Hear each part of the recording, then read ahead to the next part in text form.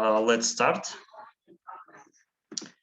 So my topic is how and why I managed to keep high GPA. So first of all, let me introduce myself. My name is Yerbol. Now I am fourth year biological sciences student. I am member of Biophotonics and Imaging Lab. I had an internship at the stem cells lab. I am the winner of Yesenov Scholarship, NIS Alumni Stipend, and I have some job experience as a coordinator, mentor, and I'm also graduate of Jusan Academy. So this is just a brief words about myself. So our main topic today is high GPA. So first, let me show you my progress during 2008 and 2018, sorry. So first of all, I started very like average, because you know that in biological sciences we have Gen Chem 1 and 2, and it was very tough. I didn't retake these courses, but still it was very hard to finish them, to pass them. That's why my first 2 semesters has lower GPAs than expected. Then we had in summer physics class that biologists do not usually prefer to take, but we have to take this physics class. That's why we also here see this slight drop in GPA. And finally, when the 200th level courses of biology classes come, my specialization is biology. That's why I managed to increase my GPA for about 3 semesters. Even in the fall 2020, I got 4.0 GPA with 36 credits, and it was kind of incredible. But now, due to the complexity of the 400 level courses, I slightly dropped my GPA. So, but still, it's high enough to talk about it here in the MentorCon. Okay, so today I will not give you tips on how to study, how to become straight A students, how to make plans, how to organize, how to wake up early, to set distraction-free area, do the homework with friends.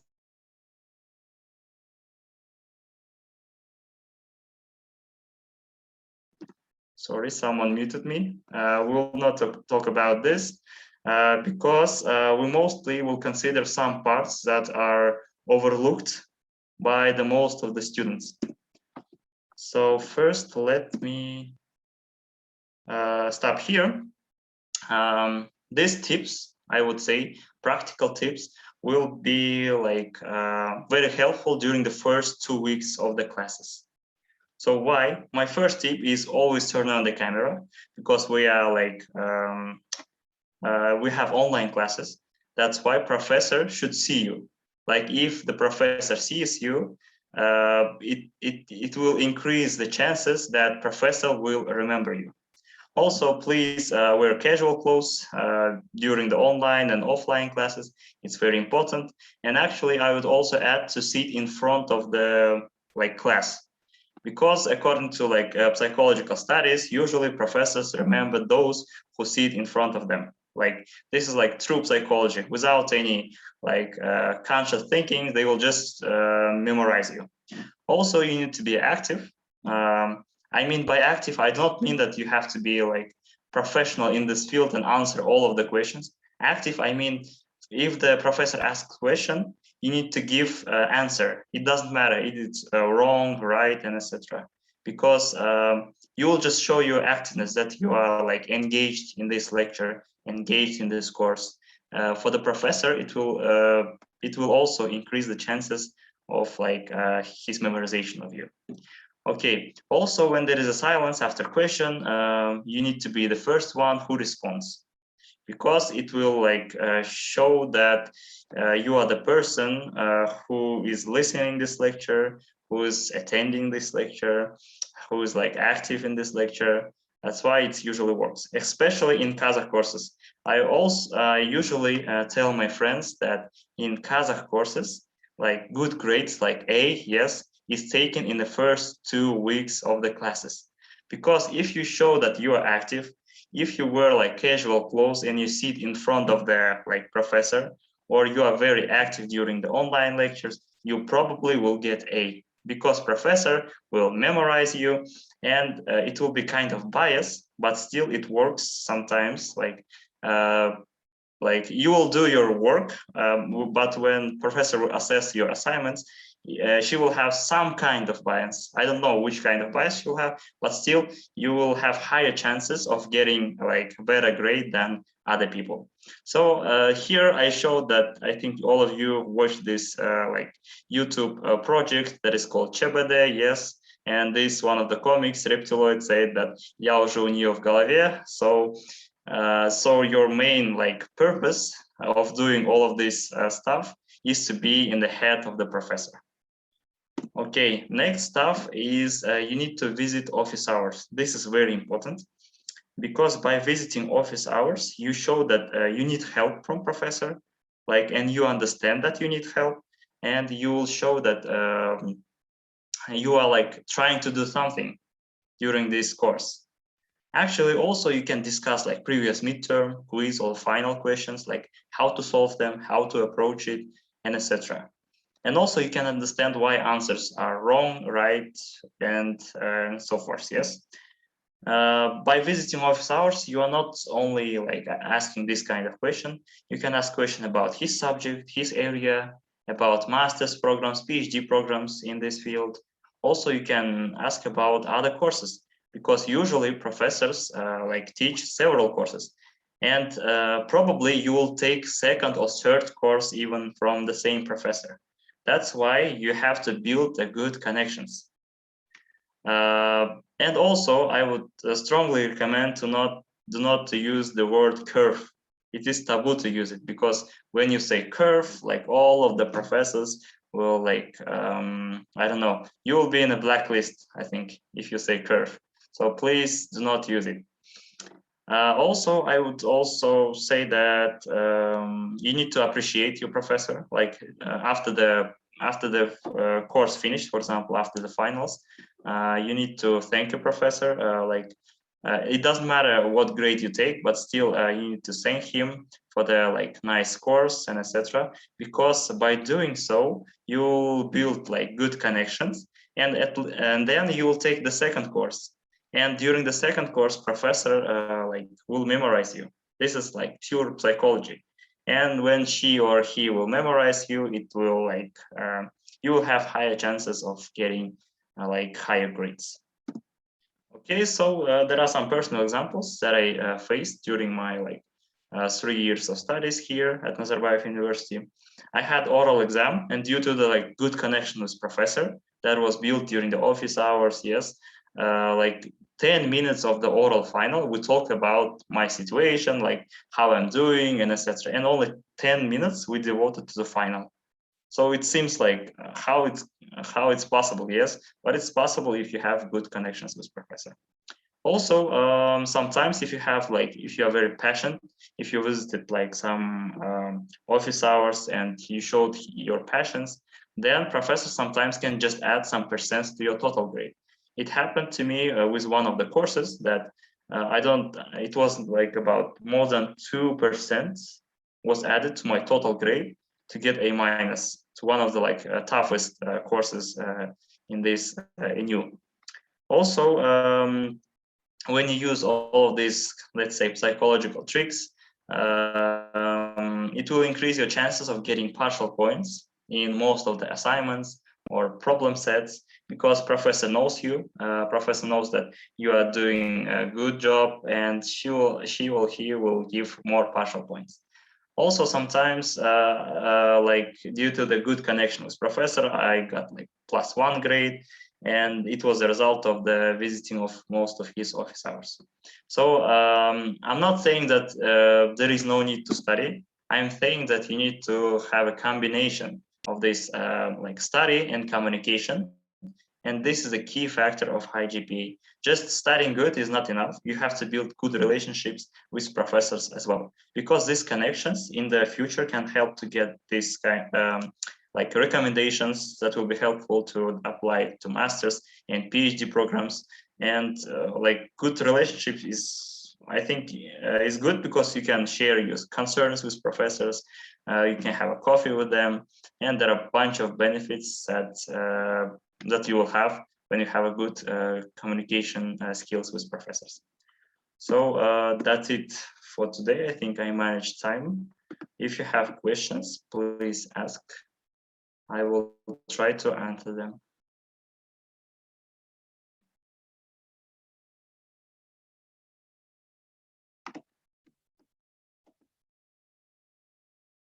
Okay, you can write your questions in the chat.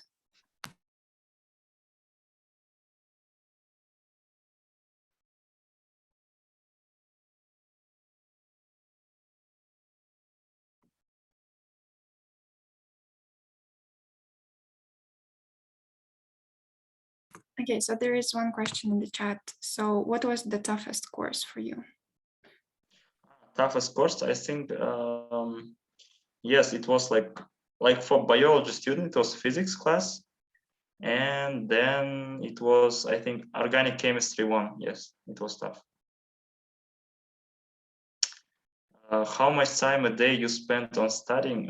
You know, not much, because I have my part-time job. I have to go to the gym. I think like at maximum 2 to 3 hours, not much. So can you send the presentation? Yes. What if I do not have problems with the subject? No need to visit office hours. Like, you know, in order to visit office hours, problems are not required. You can just visit it to have a conversation with professor about his area. You can maybe ask, like anytime you have, usually we have some like problems with midterms, quizzes, finals, and you can discuss it or discuss his like area of research, like maybe discuss your future plans. So there are a lot of alternatives on what to discuss with professor.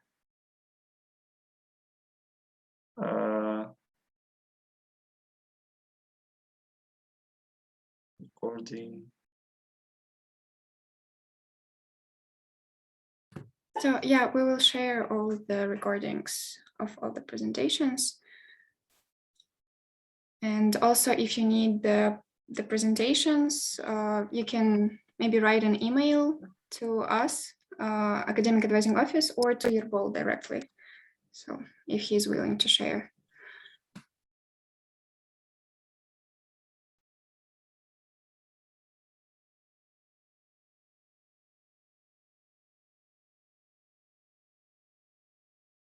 So also like the final point that I think I have 1 minute. Final point is that this kind of tips will not give you like huge impact on your GPA. Like, I don't know, it will not boost your GPA, yes. But sometimes when you like, there are like cases when you do not have little bit of percent, that is not enough to get another grade.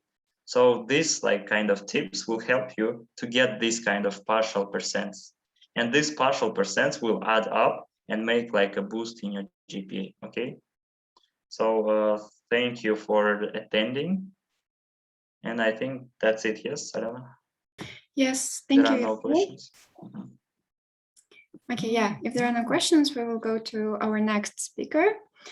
So Asil, she will present in the category of internship, and her topic is how to find an internship and prepare for a first interview. So let me give a word to Asil.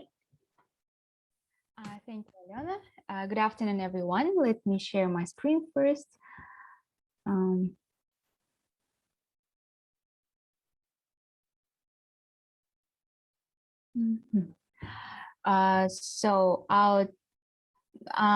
name is Asiel, and I'm a fourth-year economics major student. I'm also an intern at Beeline, Kazakhstan, and I've been doing my internship for 5 months. Our agenda for today is how and where to look for internships, what to write in your CV if there is no work experience, how to prepare for an interview, and about my internship at Beeline, Kazakhstan. To be honest, the process of finding internships has always been very difficult and energy consuming for me, because it seemed that there were very few vacancies. There were still some, points in this application for which I didn't fit. So I was looking for internships like many other people through Headhunter KZ. I think this is the largest database with vacancies. So you should definitely use it. Another great example is the CAC, or Career Advising Center at our university. Who else is still not registered on this website? I advise you to do it. They post vacancies both for students and graduates, and especially a lot of vacancies appear there in summer. Also, for those who live or want to have an internship, to do an internship in Almaty, I know that Hunt Me Internship, they post a lot of vacancies on their Telegram channel and also on Instagram. So use it. And another tip is that also I subscribed to the Instagram accounts, not of career advising centers, not of only our university, but also of other universities such as KIMEP, Narhoz, SDU, I2, and etc. Okay, nevertheless, even with all these resources in front of my eyes, with all these links, the search for internships still remained an exhausting process for me. But in the end, I managed to get several offers this summer because I participated in case championships. So guys, please send plus if you have heard about case championships, if you do understand what it is. And minus if you still find it something, if you still find it confusing, because I myself didn't know about them much. Okay, so just one moment, sorry. What case championship is? This is, they are events where large companies provide participants with a problem within their organization that needs to be solved as efficiently as possible with minimal costs. You can use the internet, conduct interviews with experts in a suitable field. You can, do your own research. And in general, you can do everything to solve the case as efficiently as possible. And at all the case championships I participated in, the winners were offered internships. Why is it profitable? The company understands that students have already immersed themselves in the study of their company's activities. They are charged, they are motivated to work, to solve problems within this company. But a very interesting point is the presentation or defense of the solution in front of the company, because the way you present, the way you answer questions is what can attract attention to you. Because even without gaining the first place, you can still get an offer by showing yourself from the good side. And this is exactly what happened to me.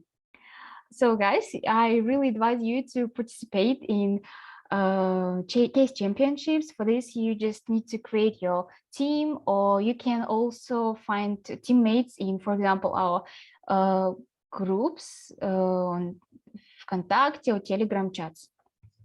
There are popular case championships, for example, Top Talents by ISEC Astana, another Top Talents is by ISEC Almaty. Change also organizes a lot of different case championships. And in almost all of them, students are offered internships. Yes.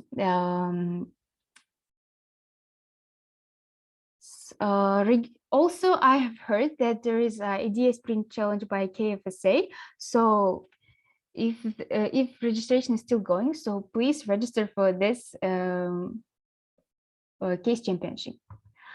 Okay, the next subtopic for today is what to write in your CV if there is no work experience. So first of all, guys, do not worry much about it because you are still students and recruiters, they understand this. However, do not sit without doing nothing because you know, use all the opportunities that you have. I mean, active participation in student clubs, volunteering, participation in case championships, or apply to academic advising offers for peer tutoring. But of course, for this, you need to study hard. Because I know that there is also another intern at Beeline Kazakhstan, and our supervisor said me that recruiters and other people, colleagues, were attracted by his presidency in one of our clubs, of our student clubs. So this is also a good point in your CV. And another important tip is to create a CV individually for each company.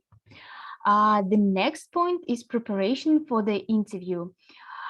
Be sure to be prepared for questions about your CV because recruiters very often ask detailed questions about certain points in your CV to make sure whether you really did it. That is, if they see that you volunteered somewhere, they may ask what exactly you did, or they will, or if they see that you took an online course, they also can ask some questions about this course. In addition to CV, some internships may request a cover letter. So please do not write very generalized letters. Show why you want to work in this particular organization, why you are the right person for them, for this company, and also be prepared for questions about your cover letter. Be sure to look for information about the company on the internet, on different social networks, and think about what you like about this company. Show that you are really interested in how the processes work inside this company. And finally, if this is an online interview, be sure to download all necessary programs, check your camera, check your sound. We are all used to connecting to Zoom, but not all companies use it. Make a call in advance, for example, in Microsoft Teams, Google Meet, or maybe Discord. And also, it's very important, but connect to the interview at least 5 minutes in advance, because you know anything can happen, but at least you will demonstrate your punctuality. And finally, I'd like to talk about my internship at Beeline Kazakhstan. Beeline Kazakhstan has its own program for interns. It's named Digital Generation. For this, you just need to follow Beeline Careers KZ on Instagram. They post interesting posts, vacancies, and also they post announcement about this digital generation project.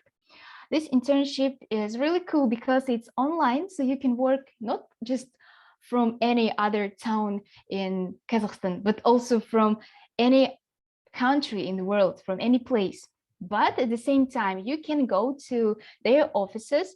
They have really cool, innovative, modern offices, the center of Nur-Sultan, and also you can work at co-working centers for free, of course.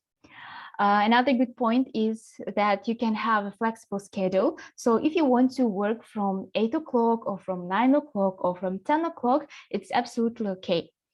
Another good point is that this internship is paid. I think that every labor should be paid. In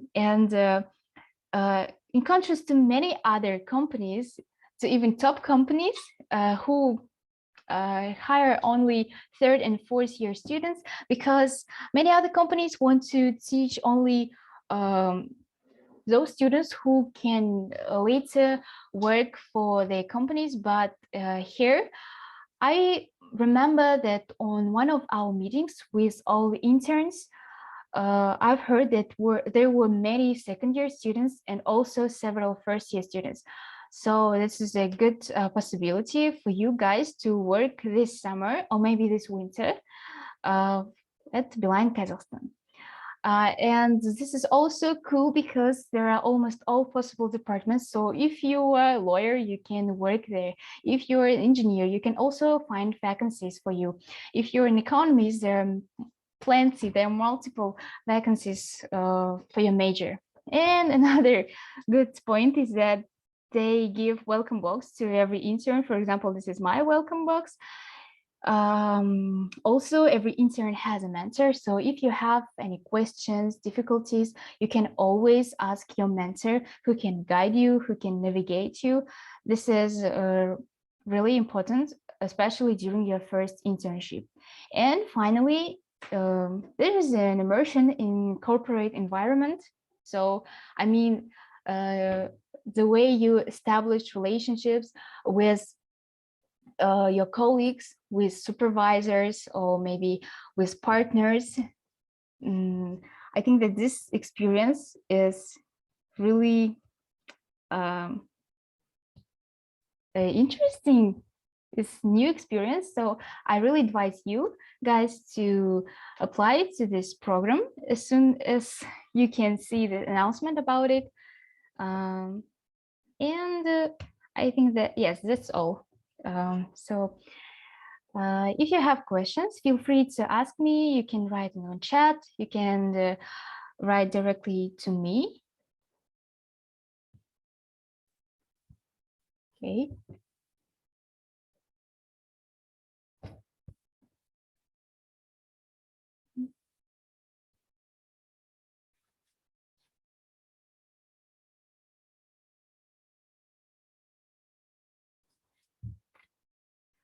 You can write me an email, or you can also write on my Telegram. I can send you my nickname on Telegram. Can you see the question in the chat? Yes. Where did you learn how to make such beautiful? I do not think that it's really beautiful, but I've had experience because I was a peer advisor 2 semesters ago, and we did different posters. So this is actually where I gained this experience of making posters, presentations. Thank you very much. This is my nick on Telegram, so you can text me there.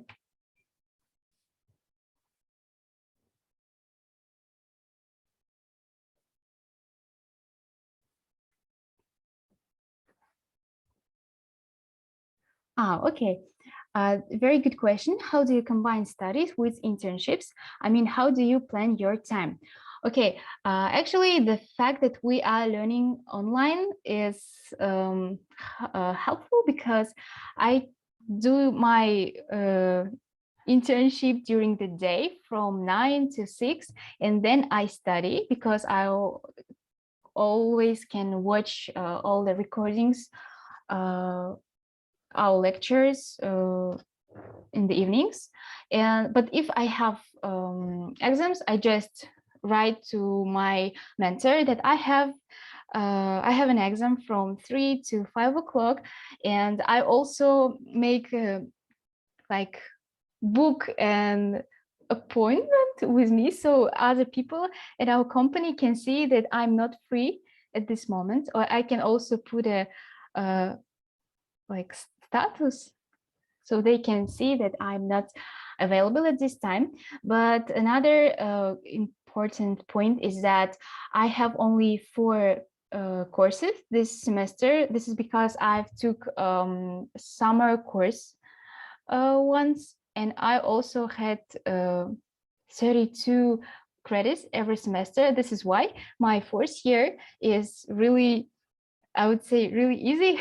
So it's easy to combine.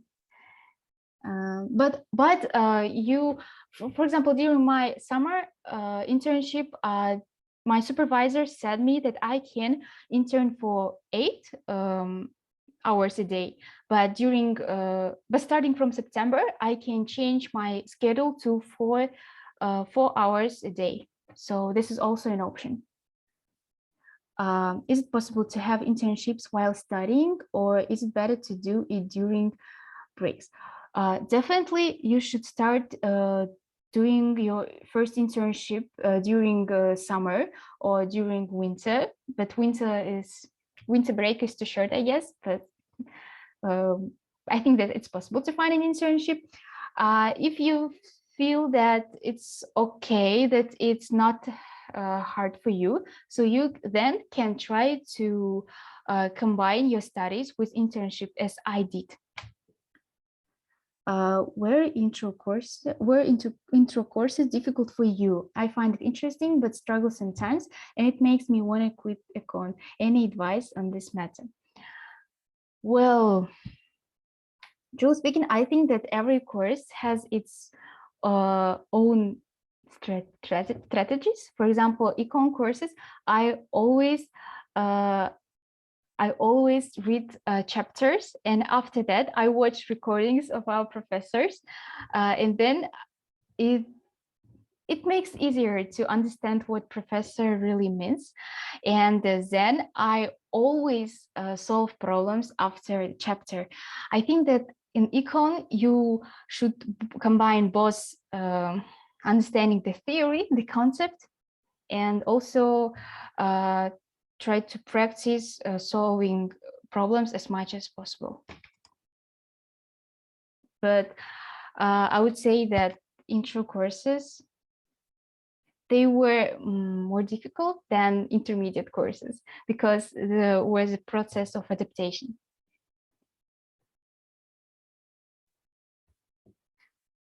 I think that you can get used to it later.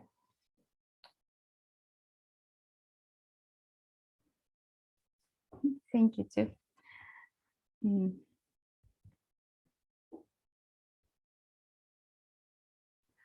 Do I still have time, or?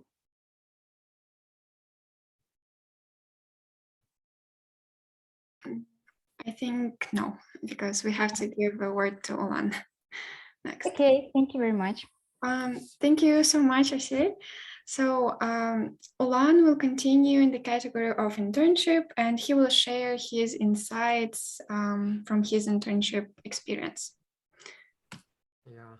Hi, everyone. How are you doing? I hope you're doing great and healthy in these times.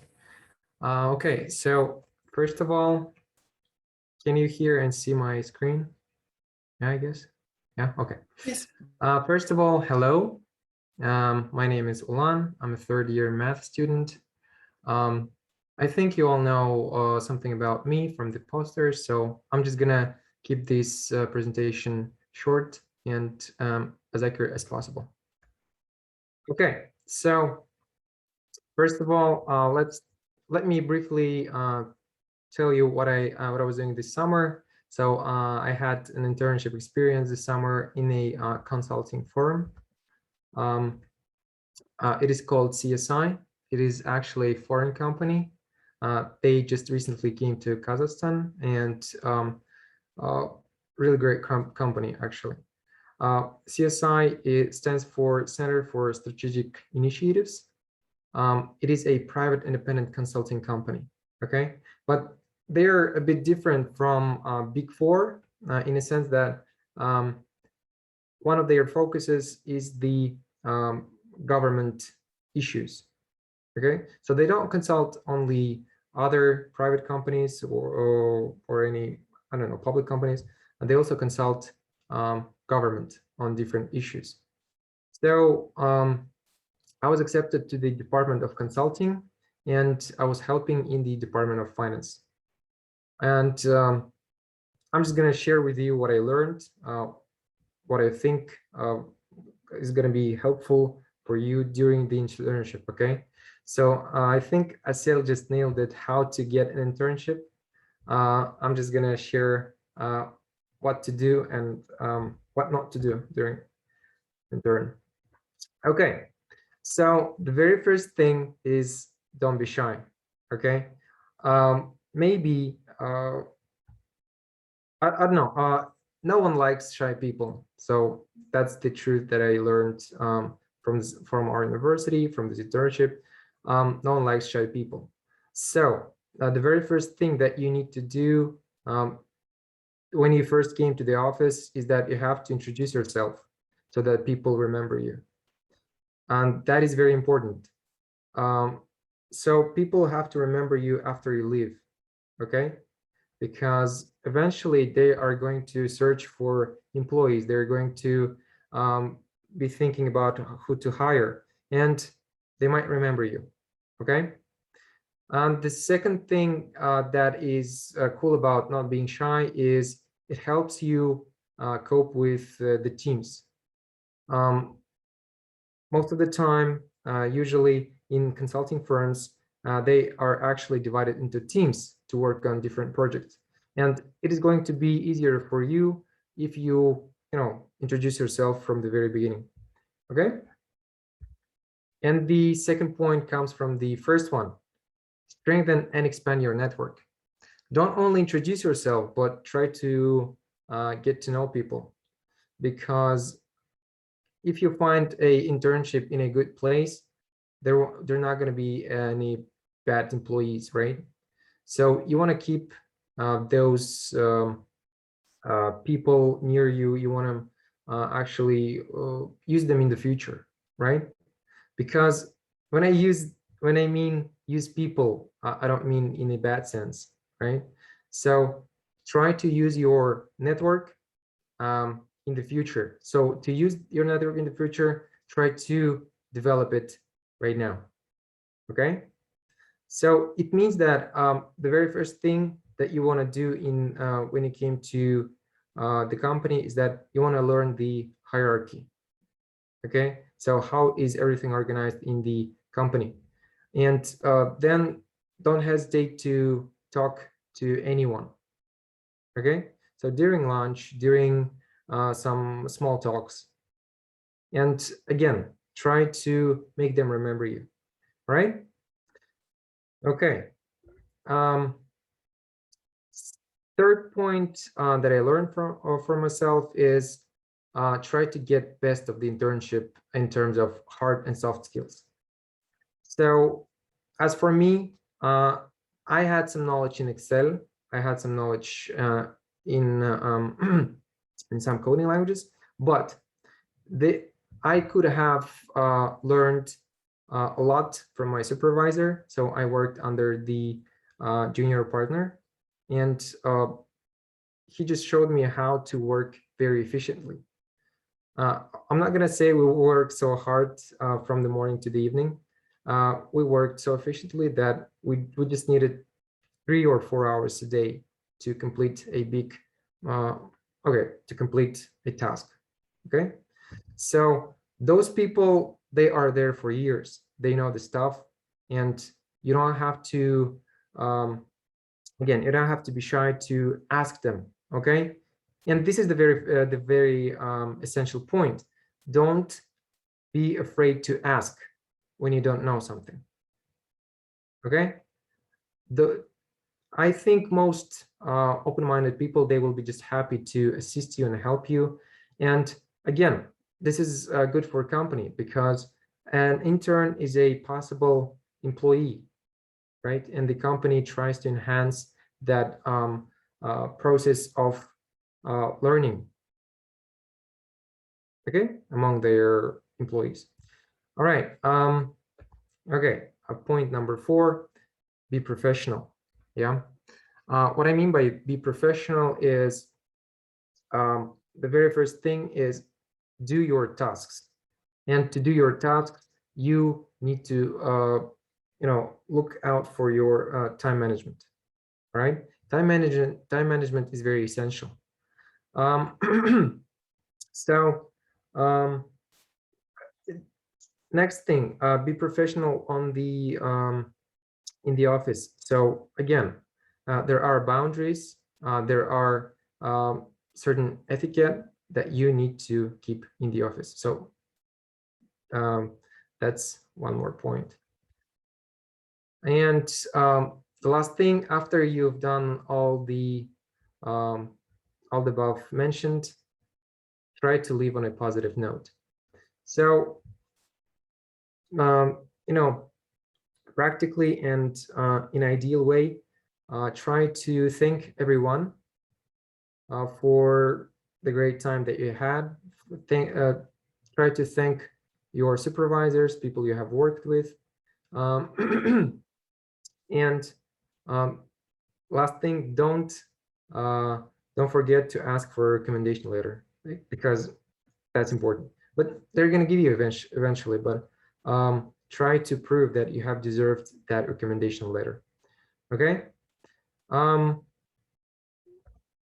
I think this is all. And if you guys have any questions, you can find me here in Telegram, or you can write me some emails. That's it. If you have any questions, you can ask them now. And if you have any questions later, don't be shy. That's the several times I said, don't be shy. Don't be shy to contact me, all right?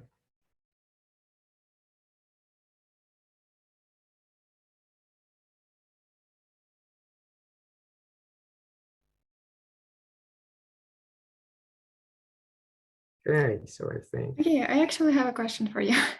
So I'm interested, what were your responsibilities during the internship? So what did you do? Mainly, I asked this question the very first day, and I was told that I have to just assist the junior partner.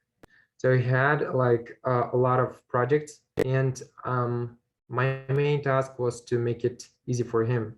But mainly, we worked on developing business plans. We worked on checking financial reports, and I I was one time responsible for analysis of an existing business. So this is mainly consulting issues, but to keep it short, I just assisted the junior partner.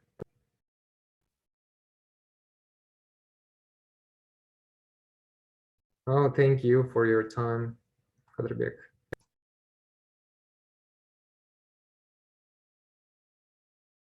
Yeah, I think this is, oh, okay.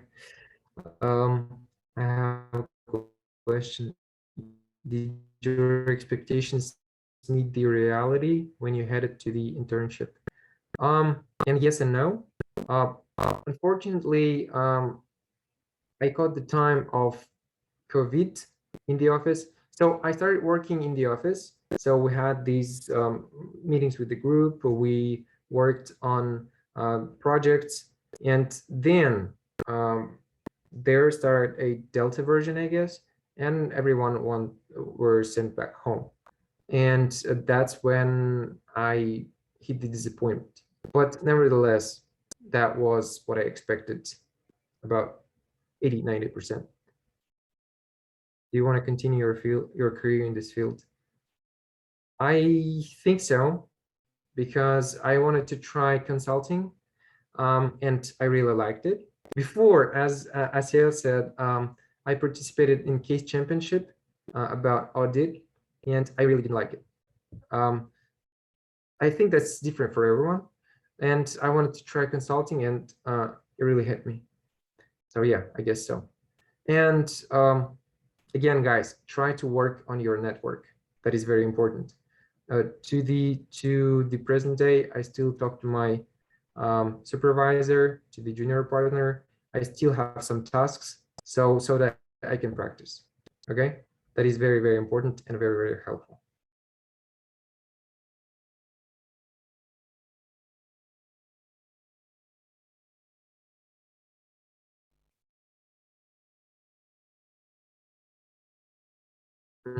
I think this is it, Aliona.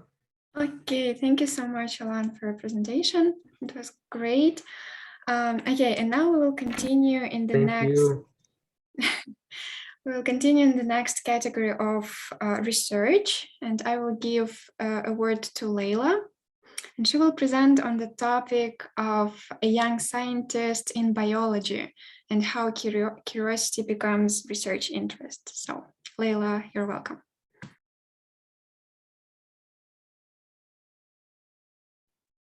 Hi, everyone. I hope you can see and hear me well.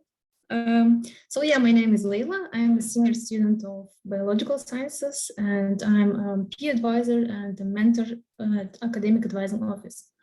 So today I'm going to present you short but hopefully interesting presentation on a journey of a young scientist in biology. I will share my own experience with you and tell you how actually the curiosity can become your research interest. So here's the outline for presentation. First, I will introduce myself and tell you a little about me, my hometown, and why I chosen biology actually, where I received my experience, and how actually people deal with it and receive this experience in biological field. So coming to who am I?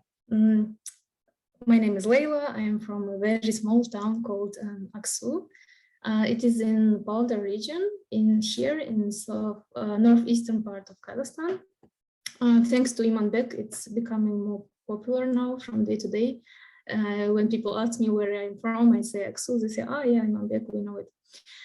So yeah, it is really a small town with only 40,000 people population, and almost half of them are working at factory, so it is an industrial city. So I was born there, grown there, went to a regular school, not niche or any other fancy schools, and then we moved to Astana. Now I'm living here. So yeah, coming to who am I actually was never interested in biology or any natural sciences when I was in my mid school. I was into arts. So besides my regular school, I also attended School of Art, faculties of music. I learned to play piano, and faculty of fine arts, like painting and drawing. I was a real passionate lover of French impressionists. Like my favorite painter was Claude Monet, because I actually loved how he painted the light, how it reflected through the objects, like through leaves, flowers, and trees. And I was really obsessed with his paintings of nature. I also was a passionate lover of books. I read a lot, and I loved botany. So I've always got so many questions about how actually plants are growing, why they're so different, why some trees are small and the others are so big, and why in the fall they become yellow. And since my dad was a doctor, he could partially answer some of these questions. But I got to read a lot to find some answers to my questions. And when I was in my 8th or 9th grade, I read a book. It was actually on history. It was about the history of hunts. And I read an interesting thing there. I found out that since they had a very large army, they had a lot of people, a lot of horses, and they always there was always a demand on fresh water. So what did these people do? When they come to the West, they actually took the roots of a plant, which is called in Russian Air bolotny, in Latin Acorus calamus, and they just put this roots of this plant into some water reservoirs, and when they came back, they already had this fresh water for the horses and for the people. So I thought, okay, this plant is actually have some antibacterial properties, and what are they? What are these chemicals? What are these compounds inside the plant which actually can do this? Yeah, because people could use it as a natural antibacterial thing. So I was curious with it. I went to my school biology teacher. I asked her. She said, "Okay, I have no clue about it. I don't know. Let's go and ask someone who might have an answer for a question." So we went to a university. It was the Pavlodar Pedagogical State University, Department of Microbiology. So we found a professor who was actually she knows a lot about plants and bacteria and stuff. We asked her. She said she has no ideas about it. So it became our scientific project.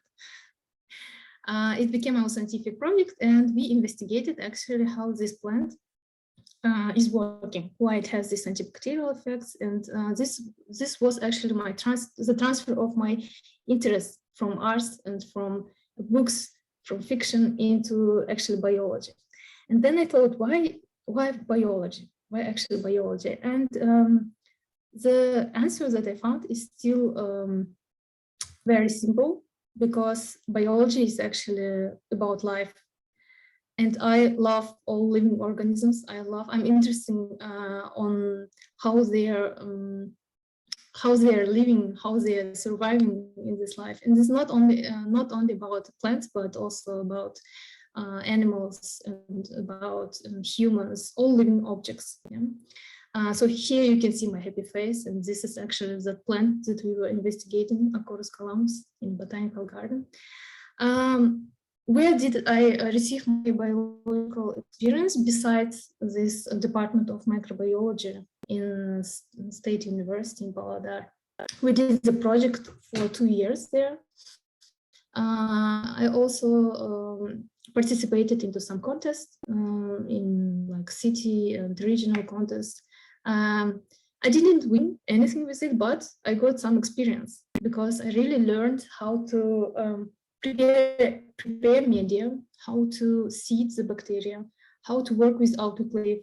I learned all aseptic techniques, and this is actually the most important and the very first thing that a researcher learns in the lab. Yeah, because these are actually basic laboratory skills that you develop through all your life if you choose the path of science. Then, after I graduated from my school, I got a very short internship in at the Kazakh National Medical University, just because my brother studied there. I just went randomly to Department of Cardiology, and I asked if they need any volunteers, interns in the department. They asked me, what can I do? I said, okay, I know all aseptic techniques. I can do the microbiological experiments for you. They said, okay, this was enough for 2-3 months to be a part of the research team. And what we did there, we actually investigated how atherosclerosis is developing in young generation. Yeah, like very small kids who actually predisposed to the diabetes type 1.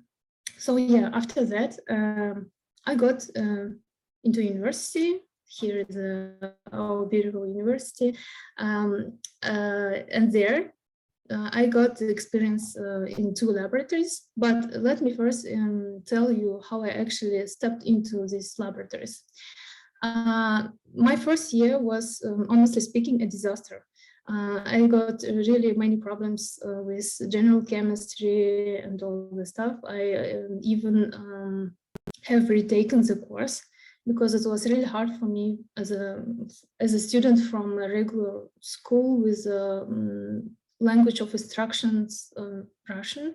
It was really hard. So my first year was totally dedicated to the chemistry, learning like basic things.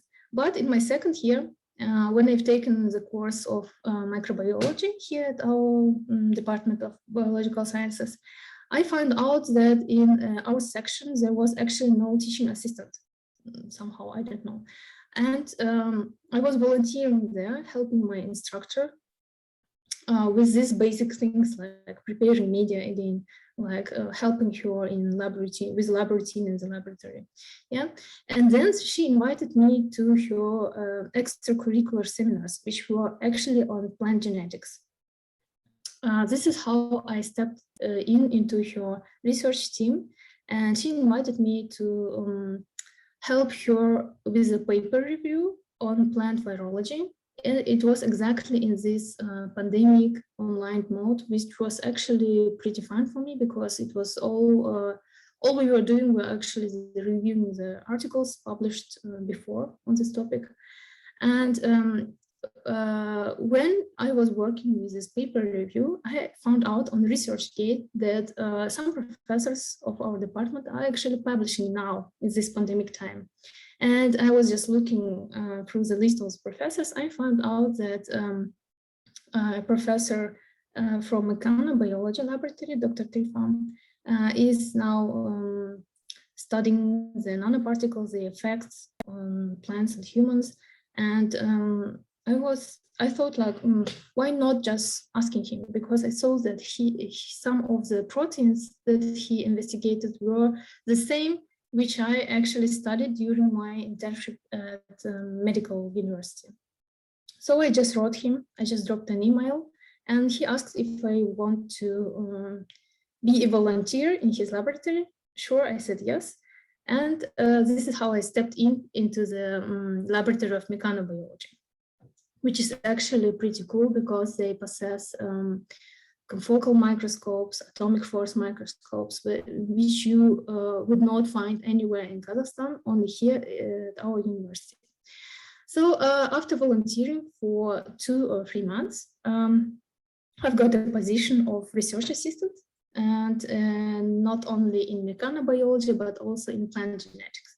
So now we are working on a collaborative project about nanoparticles. It is again about plants. We are working with some little plants called Arabidopsis. And here you can see a picture of me seeding the seeds of Arabidopsis on a petri dish.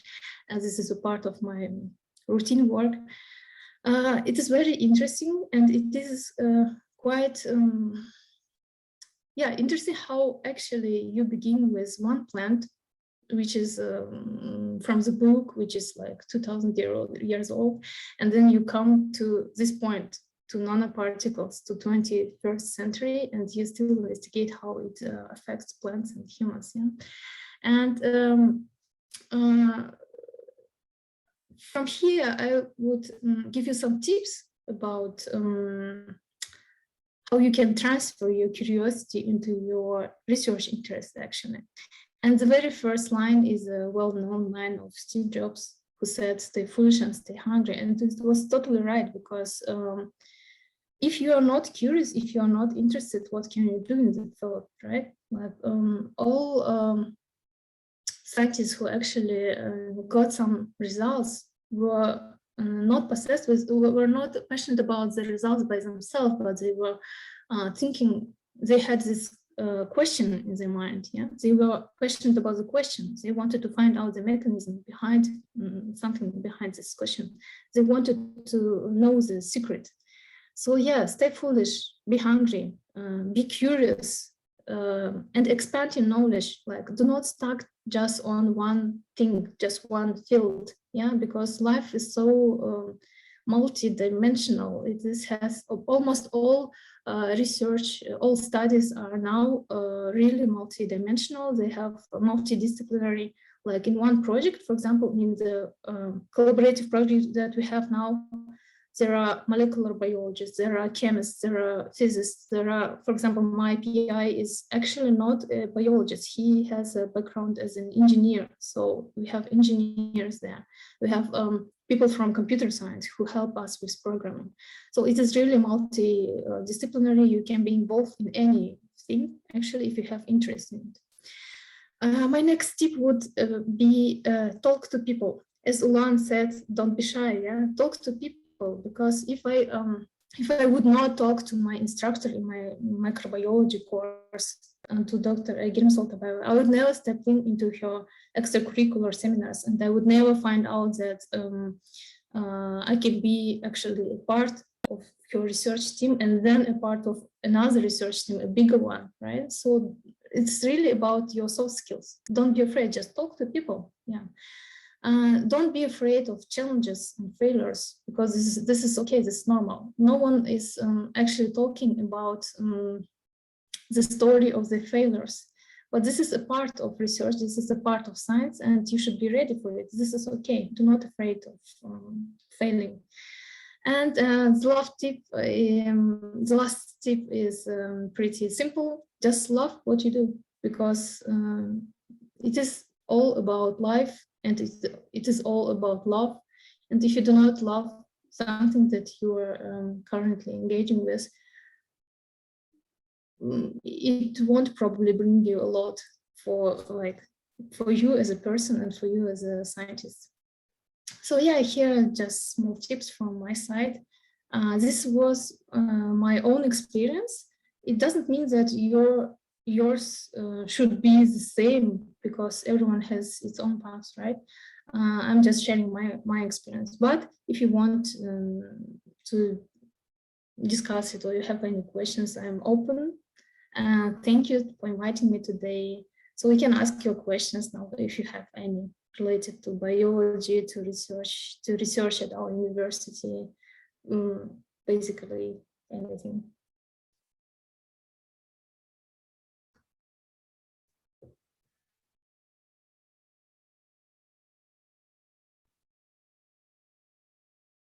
Ulan would say once again, don't be shy. Ask your question.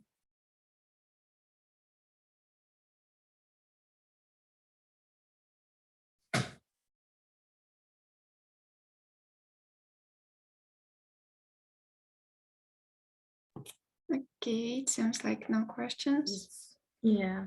Okay, you can write me an email later on. Thank you. Thank you so much for such an interesting personal story. Okay, and if there are no questions for Layla, let Marjan continue with her presentation about research and now in civil engineering. So let's listen about civil engineering. Hello, everyone. It's such a sunny day. Hope you're enjoying your weekends. Let me present the topic. It's devoted to research opportunities in civil and environmental engineering. In today's session, I would like to introduce myself and discuss civil and environmental engineering fields that you can potentially work in and like research in these fields. Also the workflow, like how you can find the how you can find the research and how you can proceed with it, and also research opportunities. What are the resources, like maybe helpful resources to find your research, and general advice. Starting from introduction, my name is Marjan Kaprisarova, and like I am a senior student of civil and environmental engineering. At my first year study at the Nazarbayev University, I went to the work and travel program. And after the second year, I did internship in BI innovation.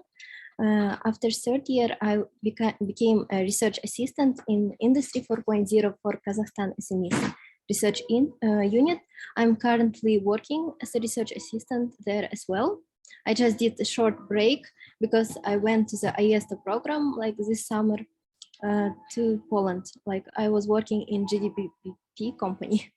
Yes, and now also I'm a mentor like for 2 semesters and this semester as well. Let me discuss civil and environmental engineering fields. Actually, our field, our like discipline is very, our field is very multidisciplinary. So in civil environmental engineering, you can go to the architectural, but actually you will need a further study. You will need to have some higher education in architecture to proceed with this field. But it is better like if you will do some civil and environmental engineering and then you will go to the architectural part. Also, we have structural, and in structural, there are potential professors you can work with. I would like to say and warn you that it's not the only professor you can work in this field. And also, like some professors are working in different, like they can work both in the structural, in materials and others. So it's better to check everything in the research NoEduKZ. But I would like to share my experience when I was participating to the courses. Those professors actually told about their interest.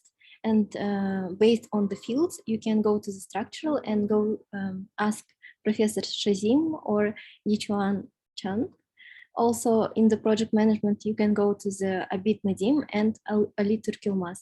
You can ask this professor if they have some place in their project, so you can gain more knowledge. Yeah, and also we have geotechnical and environmental fields. In the geotechnical, there are Sung Woo Moon and Alfredo Santiago. In environmental, we have Wijin Lee and Mert Gnei. Also, again, I want to warn you that they are not the only professors who are working in this field, so you will better check in the research YDU-KZ, like when you will search for civil and environmental engineering department. But generally, you can also have more information about their interest in this portal, because, for example, in the environmental part, you can see that we have Wooden Lee, but he is working with the catalysts, and Mert Gunea is working with the soil properties. So their specialty is quite different, although they are in the same field. And next, I would like to talk about the workflow.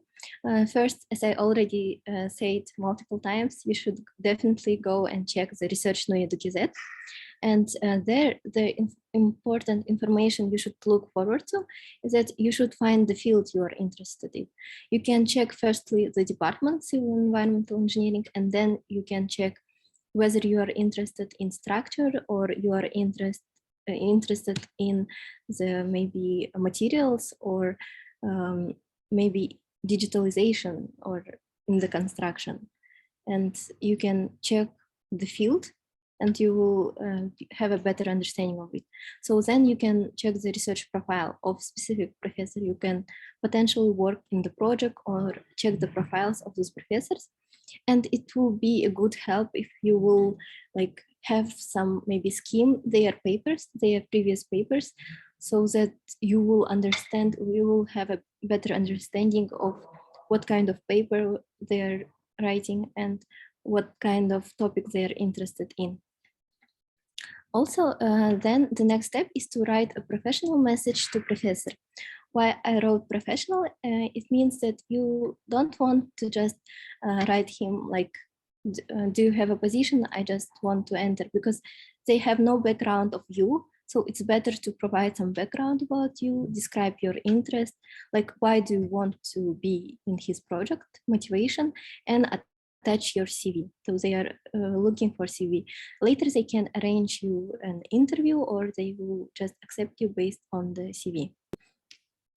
And the last step is start and enjoy the process, and figure out if it's good for you, if you like it or not in the process. Yeah. And now I would like to briefly tell about the research opportunities. Actually, we have a lot of research opportunities in both our university, Nazarbayev University, and also outside of the university. In our university, you can check the links like Research YDU-KZ, as I already mentioned multiple times, but there are also I,4.net. Actually, it's a project I'm working in, research unit. Later, I will tell more about it. But for now, you can check the website as well. Also, we have Siena Foundation. You can check their, they provide a good scholarship, good stipend for everyone who are interested in research. So you can, with help of this Siena Foundation, you can go abroad, or you can develop your project locally. So it will be a great help if you can do that. Also, they are looking for motivational letter. So you can find everything if you will Google it. So I will recommend go to this check the Siena Foundation, and also KAUST. This university provides good opportunities for students to come to their university and research there. As I last checked, their requirement is to have a high GPA, like 3.5 and plus. I think it's like a requirement for them, but it could be changed. So you can also check this one. As I said, Google will be very helpful. You can really check everything like in your field, what are the internships? Maybe because every year there are a lot of internships, like research internships or research opportunities, and there are a lot of money and funding is spent to these opportunities, but like there are only little people applying to this scholarship because they simply don't know about it. So it's always better to check and always be aware of these opportunities. And also emails from SETS department, as I know that they are sending like each year some opportunities. So maybe one day there will be something interesting for you. And lastly, referrals from local research community and friends. Yeah, it's always better when you are working in some project and like maybe professor will really like your work and he can recommend you to go to other universities. So it's better to have a good network. Yeah, let me briefly discuss about the project I am working in. It's Industry 4.0 project. Our goal is to facilitate industrial development in Kazakhstan. Actually, it's multidisciplinary. It's not only focused in civil and environmental engineering. It's like a digitalization and also like different industries, including construction is included, what we are searching for. So the approach is analysis of drivers, barriers, and other factors that influence the growth of the firm and collaboration with company representatives. And our output is a model that actually already developed. So we are just going to give it to other companies and collect their results and give the recommendation based on this assessment. And the supervisor of this research is Ali Turkelmas. These are the cooperating companies, like we are working with BI Innovation, Glova, Samruk Khazna, and many others. There are only a few companies that I'm listing here, but there are many of them. So if you are really interested in networking with local companies and interested in digitalization and maybe construction as well, you can always join because now we have a project in digitalization in construction. So lastly, I would like to give you some advice based on my experience. Firstly is be patient. In the research, I think that it's very important because it's always, it's not immediate, you will not get immediate results. You will need to continuously work and improve yourself, improve your work. That's why you always need to be patient, be calm, and continue like your improvement. The second, my advice is to practice time management. Later you will understand how important it is. That's why you now need to like maybe do several things like research, internship, and everything. And that's like in practice, you will figure out how to deal with time management. And thirdly is to continuously improve your CV.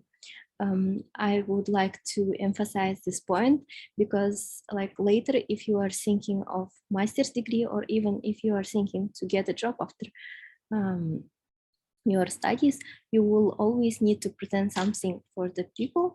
And based on that, they will understand your story. And that's why I think that it's very important from like second year or maybe first year, even you will need to like step by step include something in your CV.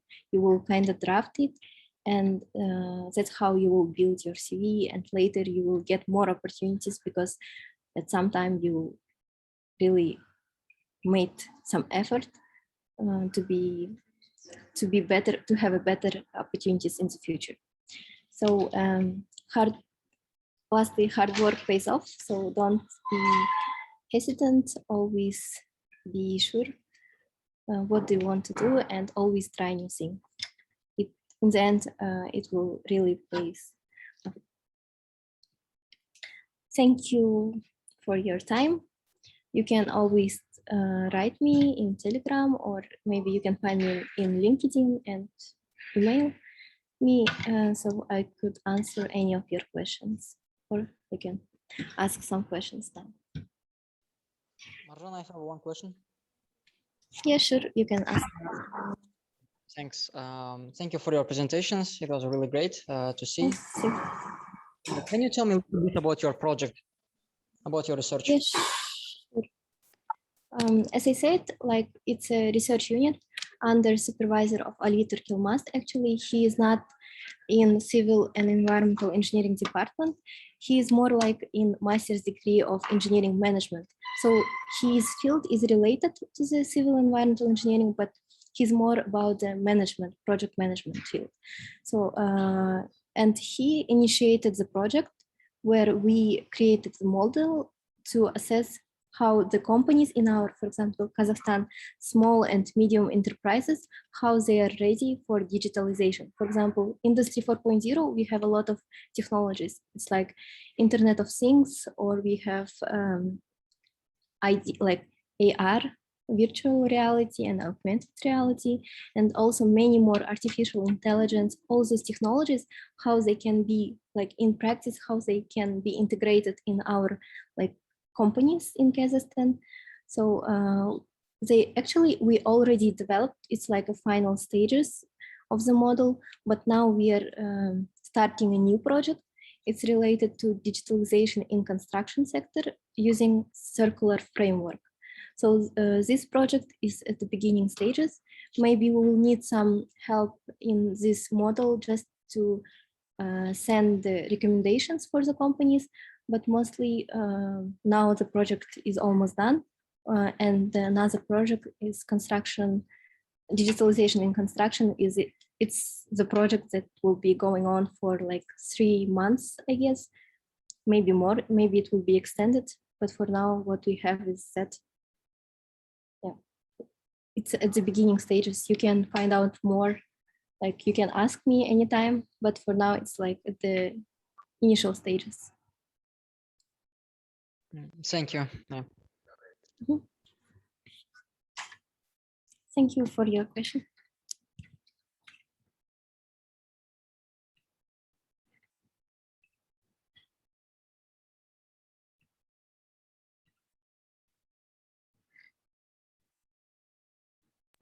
Okay, if there are no more questions, thank you, Marjan, for your presentation and experience. Okay, and we will continue in the last category for today. It's active social life, and Alina will present on the topic of how being a part of different clubs benefited her. So, Alina, you're welcome. Hi guys, hope you can see and hear me. I just gonna share my screen.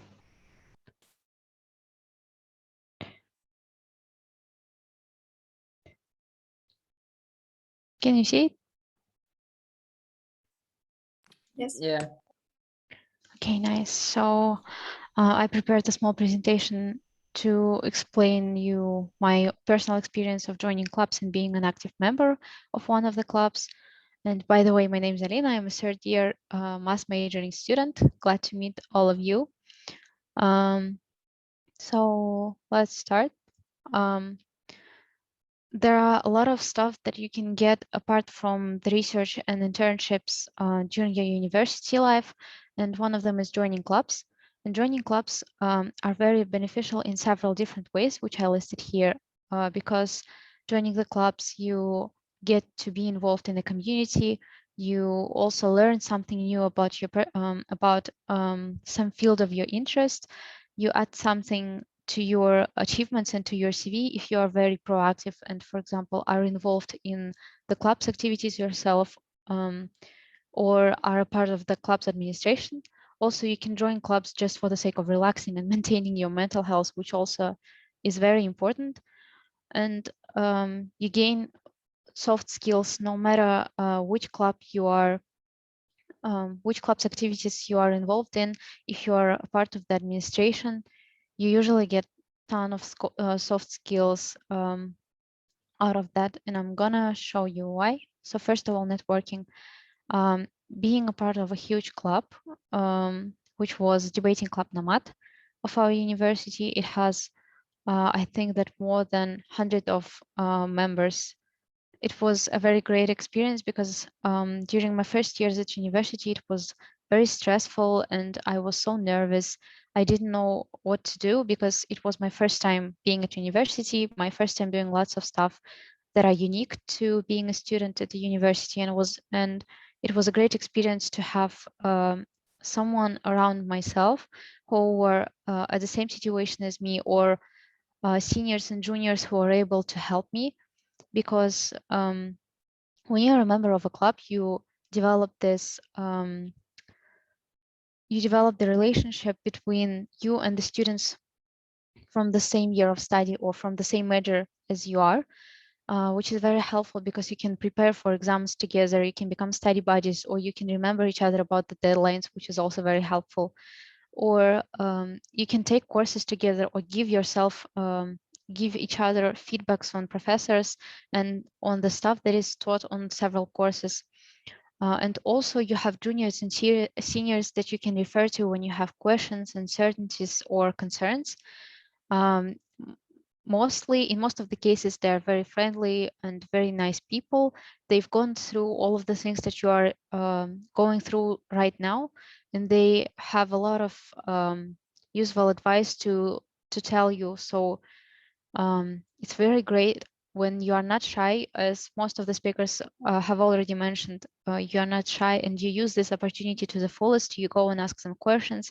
You go and ask for some advice on how to succeed on particular courses, or which courses you should take if you have a particular interest, and so on and so forth. So having a great networking and a community in a place that you are new to provides you an opportunity to adapt much more easier than those students who don't have that much friends, or who don't have such a huge community as you do. So first thing that I got from all of the clubs that I got that I was a part of was networking and community. It made my university life much less stressful, really, and it was of a great help for myself. Also, next thing is interest. Like, there are lots of clubs that are related to different interests you might have. For example, debating, languages, business cases, art, sports, and music, and so on and so forth. These are just a small part of all of that. And when you join a club, you don't really join it to learn something like from like you don't expect it to be as useful as taking a course on something, for example, politics or economics, and so on and so forth. And I was also not expecting that I would learn so much from a club that I joined myself, because at that time, during my foundation year and my first year at university, I was an electrical engineer and I had no interest in politics, economics, or stuff that happened in the world at all. But when I joined the debating club specifically, I got so much information about everything around me, about injustice, about social constructs, about institutions, and so on and so forth. And it made me a much more aware person than I was before, and I became much more informed about the stuff that's happening around. And this benefits, knowledge, and new skills are not exclusive to a particular club. You can also learn all of the stuff in different clubs. They're just related to different things. For example, solving business cases teaches you a lot about economics, about business, about I don't know, optimizing some stuff. And it also is of a great help. Also, you learn in such clubs. For example, in a debating club, I not only got an information about something, I also learned logic. It teaches you basic argumentation, how you can rely on information to make yourself sound persuasive, and so on and so forth. And there are lots of clubs that are informative, like debating clubs, case clubs, and MUN. And I think these clubs provide you a great opportunity to learn something apart from your field of study or your courses, because you might not be able to take courses on politics and economics because you're an engineer, but you might become interested in that if you attend such a club. So it's never a waste of time to go to any of these clubs, because it provides you an opportunity to learn lots and lots of different stuff that you didn't know you were interested in the first place. Also, being a part of a club is a great opportunity to earn achievements if you are being a proactive member of a club or a member of club's administration.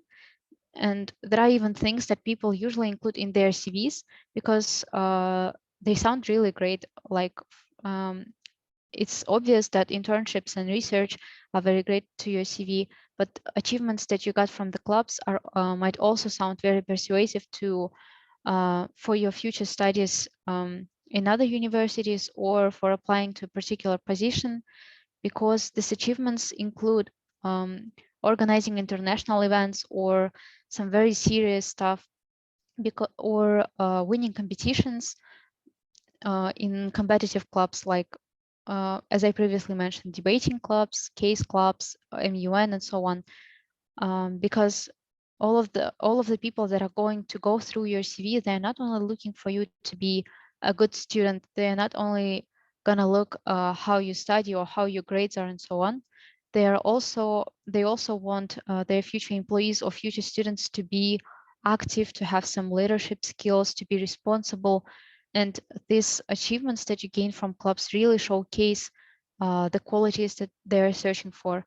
For example, being a part of club's administration, you do a lot of not mandatory work. For example, I volunteered to organize an event, and it turned out to be really helpful for me because it was an international huge debating competition, and we got participants from Oxford, Cambridge universities, and other European and Central Asian universities, and I got to talk to the students that studied there. I got to ask some things, and like it's really helpful to have such an experience, and to have such an experience, and also to showcase it in your CV, or for example, winning international competitions, or like they showcase how you are how you have competence in the things that you do.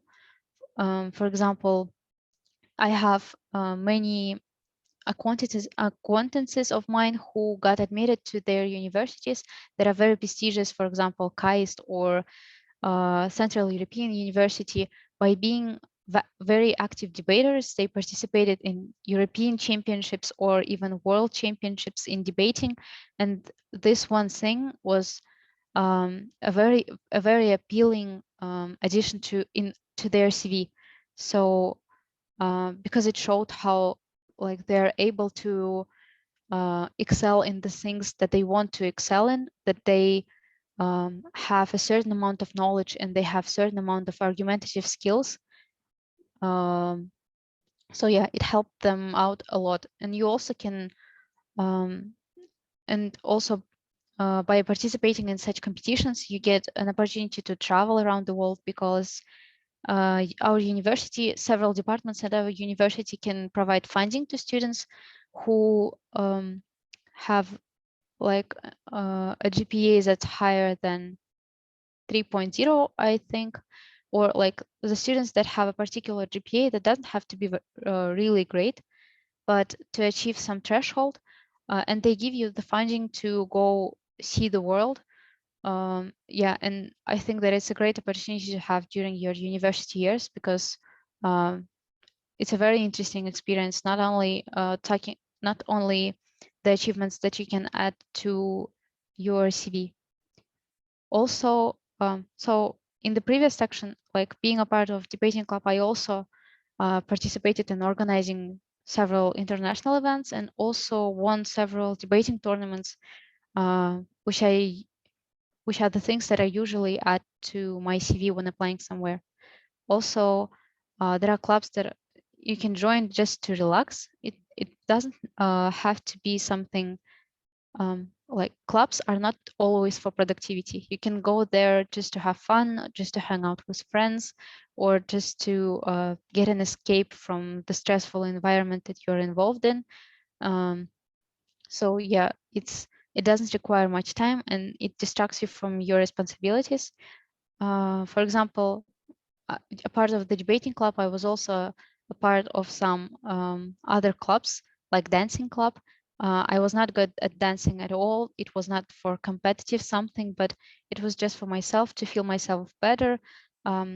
And I dedicated just 2 hours, 2 hours a week to that, but it helped me out a lot because sometimes I just felt like I'm burning out or I'm not doing some things right in my studies, or these things that you usually get stressed out about in university. You can improve the situation a little by joining some clubs that allows you to let go of such negative thoughts and like start thinking more positively, just to distract yourself from all of the bad things that are happening around. And it also helped me out a lot because like university life is not only interesting, it's stressful also. And sometimes it's good to have a place to relieve the stress. And the last thing that I wanted to mention is soft skills. This is also something that I think many people are looking for when hiring a person for a particular position, because any position would require time management, project management skills, responsibility, networking skills, and so on and so forth. And the things you can learn by being a part of administration of really any club at our university, because it would require, it would basically require the same qualities. Like it doesn't matter if you're a part of the administration of debating club or of dancing club or of any other clubs, you would have to organize events, you would have to manage several tasks at a time, you would have to have good time management because you would also want to excel at your studies at the same time. And yeah, so these soft skills, they develop while you are being a very proactive member, you are taking the lead in organizing events. And during an interview, for example, with your potential future employer, these soft skills, they really, you are able to showcase these soft skills really well if you have a background in organizing stuff or in being a part of some things administration.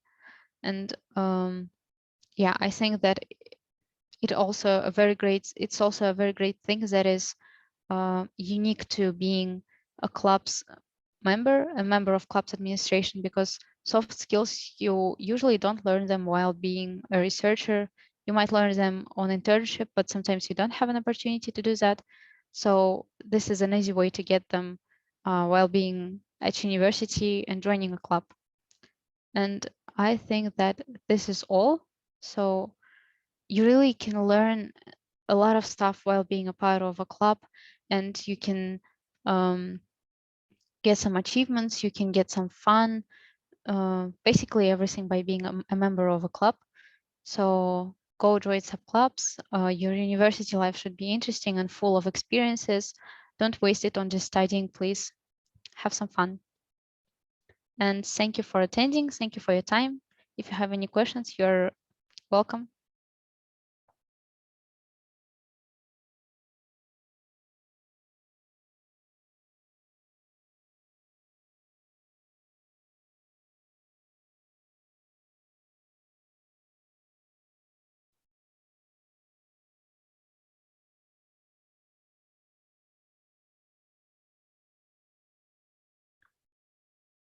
Okay, there is a question of, will we upload this recording on the YouTube or something?